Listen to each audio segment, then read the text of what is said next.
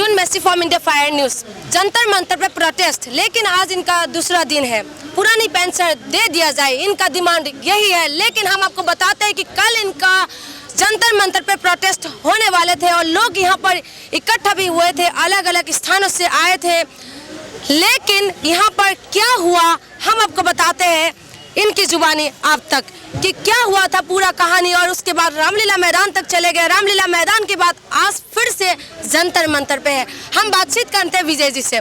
Sir, क्या हुआ था कल पूरा मैटर?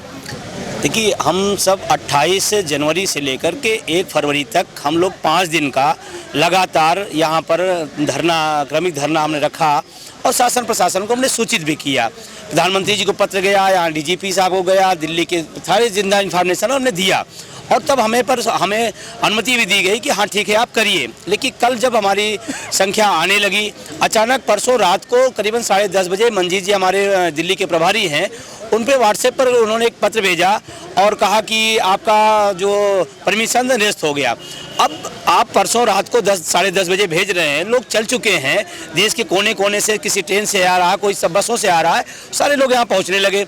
जंतर मंतर पर वो नज़ारा मैंने पहली बार, मैं यहाँ कई बार आया हूँ जंतर मंतर पर, लेकिन पहली बार मैंने देखा वो प्रशासन और शासन का रुख। बसें लगा दी गई, फोर्स लगा दी गई, पैरामिलिट्री पता नहीं कितना कौन फोर्स लगाई गई और जैसे ही लोग हमारे बस जंतर मंतर पहुँचते थे तुरंत अरेस्ट। कोई बात कहने का, कोई बात न सुनने का कोई तैयार नहीं था।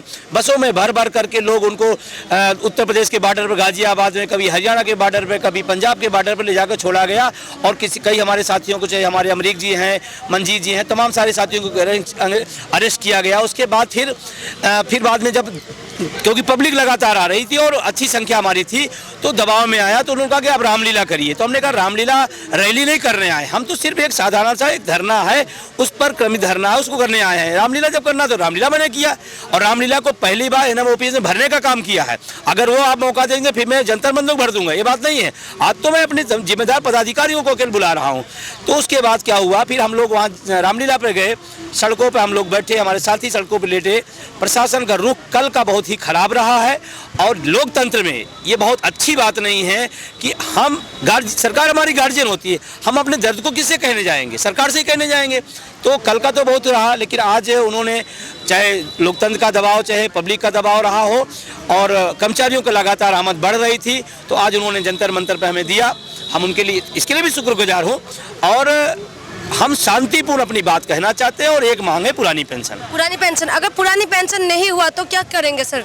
देखिए, अब तो हमसे ज़्यादा सरकार को करना है। हमको तो जो करना था हम कर रहे हैं और कर दे रहे हैं, लेकिन 19 का चुनाव सरकार के लिए भविष्य का तय करेगा।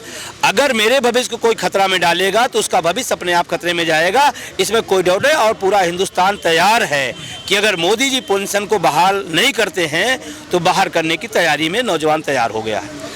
सर, आपका क्या कहना है? आप क्या कहना चाहते हैं कि जो आप लोग रोजगार का वादा करते हैं लेकिन बेरोजगार जरूर हो गया है, उसके बाद जिसको रोजगार मिला हुआ है लेकिन वो लोग भी सड़कों पे हैं? देखिए, आज पूरा समाज जो है वो अस्त व्यस्त हुआ हो। आपकी बात बिल्कुल सही है। आज नौजवानों को रोजगार नहीं है, किसान धरना प्रदर्शन कर रहे हैं। जहाँ को मजदूरों को जो मिनिमम वेजेज नहीं है, उनके काम के सीमित घंटे ख़त्म कर दिए गए हैं। जो लेबर लॉ है उसमें अमेंडमेंट करने की बातें चल रही हैं। तो ये सरकार सरासर पूंजीपतियों के पक्ष में चल रही है। मैं पंजाब से बिलोंग करता हूँ। पंजाब में अभी पंजाब सरकार ने किसानों की फसल खरीदने से इनकार कर दिया है। पंजाब की 3 एजेंसियाँ फसल खरीदियाँ, उनको बोला कि ये आगे से खरीद नहीं करेंगी, जो FCI है वो खरीद करेंगी। अगर पंजाब सरकार नहीं खरीद करेगी तो सेंटर भी नहीं करेगी। पॉलिसी तो वही है। तो सरकार यकीनन पूंजीपतियों के हाथों में खेल रही है। किसानों को लूटा जा रहा है, कर्मचारियों को लूटा जा रहा है। अब नई पेंशन स्कीम क्या है? हमारी पेंशन का निजीकरण है। हमारा पैसा काटा जा रहा है, सरकार अपना हिस्सा डाल रही है, पूंजीपतियों की जेब में डाला जा रहा है। अभी हम इसके बारे में बात करें तो अभी 2017 की एक रिपोर्ट आई है, ऑक्सफैम की रिपोर्ट है।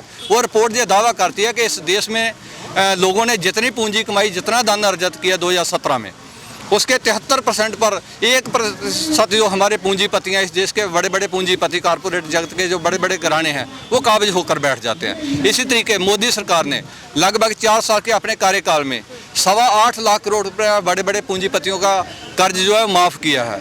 लगभग हर साल 6 लाख करोड़ रुपए जो है सब पैसा लेके भी भाग गए हैं, देश छोड़ के भी भाग चुके हैं। मोदी, विजय माल्या इसकी उदाहरण है। मीडिया की रिपोर्टें हैं, आप लोगों की रिपोर्टें हैं, इस देश से 26,000 अरबपति जो है पैसे समेत देश छोड़ के जा चुके हैं। सर आप लोगों का आवाज़ है जो पेंशन को लेके है, लेकिन यहाँ पर कोई प्रेस कोई मीडिया आए हैं आप लोगों को कवरेज करने के लिए मेन स्ट्रीम मीडिया में से? सबसे पहले तो आपको धन्यवाद देना चाहेंगे कि आप आए हैं।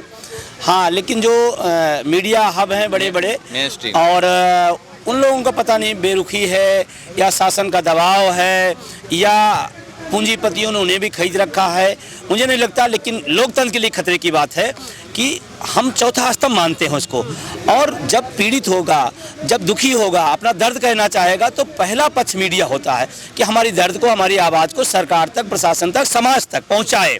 और अगर मीडिया का इस तरह का जो रूखापन है, हम समझते हैं अच्छी बात नहीं है।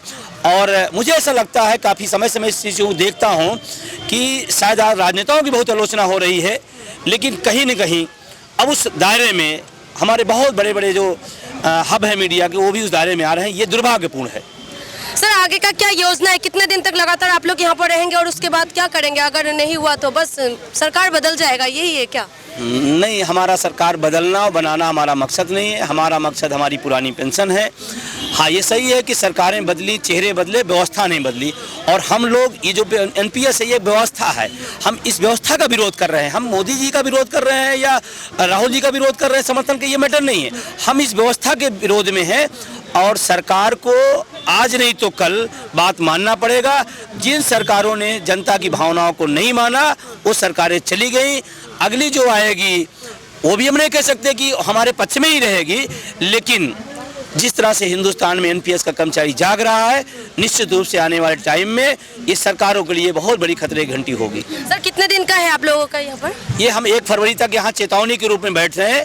अगर 1 फरवरी तक मेरी बात को नहीं सुना जाता है तो मैं आपको बता रहा हूँ, प्रशासन को चेता रहा हूँ कि हिंदुस्तान की कर्मचारियों के आंदोलन में शायद इतना बड़ा इस सरकार को आंदोलन झेलना पड़ा जो आज तक कभी कोई सरकार नहीं झेलोगी, और नौजवान तैयार है। सर जो बुढ़ापे की लाठी है वो भी इन्होंने छीन लिया है, तो आप लोगों को क्या प्रॉब्लम फेस करना पड़ेगा अगर पेंशन नहीं हुआ तो? देखिए, बड़ी अच्छा सवाल आपने किया है। जो एनपीएस में लोग बता रहे हैं पेंशन है, पहली बात तो एनपीएस पेंशन व्यवस्था नहीं, ये बीमा प्लान है। हमने अपना पैसा दिया, उन्होंने हमको हमारा कलेक्ट किया, उन्होंने पैसा कमाया, उसके बदले में हमको दे दिया। ये पेंशन है ही नहीं एनपीएस, और सरकार सरासर झूठ बोल रही है कि एनपीएस पेंशन है, पेंशन नहीं है। दूसरा जो है, जो उसके दुष्परिणाम आ रहे हैं, अब तो परिणाम आने लगे हैं। कोई 500, कोई 700, कोई 800, कोई 1200, कोई 1800 रुपये एनपीएस के दायरे में उनके अनुसार पेंशन आ रही है। मैं आपसे एक सवाल करता हूँ, दिल्ली में कोई आदमी रिटायर हो जाए और वो उसको 1800 रुपये माली पेंशन मिले, मान लो उन्हीं की बात मान लेते हैं, 1800 रुपये, मेरी अपनी जहाँ जानकारी है वो बिजली का बिल और पानी का बिल दिल्ली जैसे महानगर में नहीं दे पाएगा तो क्या खाएगा, किसके भरोसे जिएगा? तो एनपीएस पूरी तरह फ्रॉड है। और मैं 2 साल से पिछले कह रहा हूँ, एनपीएस से बड़ा घोटाला होगा इस देश में, और इस बात को कैग ने मेरी बात को माना। कैग की रिपोर्ट में आया, उत्तर प्रदेश अकेले की कैग की रिपोर्ट आया, 16,000 करोड़ घोटाला एनपीएस में किया। पूरे हिंदुस्तान का जिस दिन पोटली खुलेगी फिर एक विजय माल्या और उसका पिता पैदा निकलेगा। ठीक है, थैंक यू सर। इनका कहना है कि पुरानी पेंशन इनको दे दिया जाए, नहीं तो क्रांति का एक महा आंदोलन भी ये माना जाए, क्योंकि इनका लोकसभा इलेक्शन बिल्कुल करीब में है। जो देश में बात करेगा पेंशन का वही राज करेगा, इनका कहना यही है। तो देखना है कि क्या होने वाला है। तब तक आप लोग देखते रहिए इंडिया 5 न्यूज़। नमस्कार।